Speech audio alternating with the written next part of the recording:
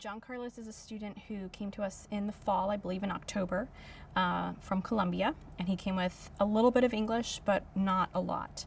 And so when he's in my classroom, every day he does get pull-out instruction from an ESOL Hilt teacher who works with him on language skills.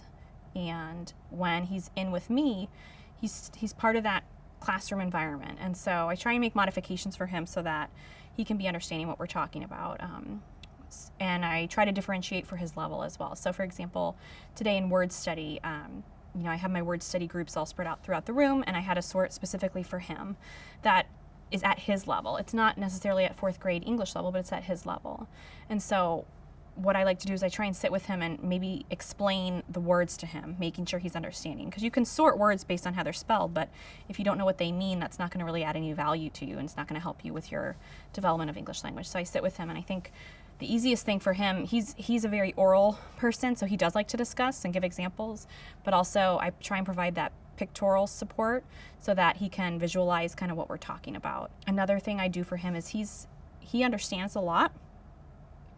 It's the producing of the language that's always the more challenging part, the speaking and the writing. And so for him, I will often read a text aloud to him if we're doing an activity, and then have him discuss whatever the activity that we're doing is. I'll have him orally tell me kind of what his response is, and I'll write for him, because he's a student who gets kind of stuck on, I don't want to write because I might not spell it right. And I want to get past that because I want him to be able to participate in the activity. So I'll read something aloud for him and scribe for him.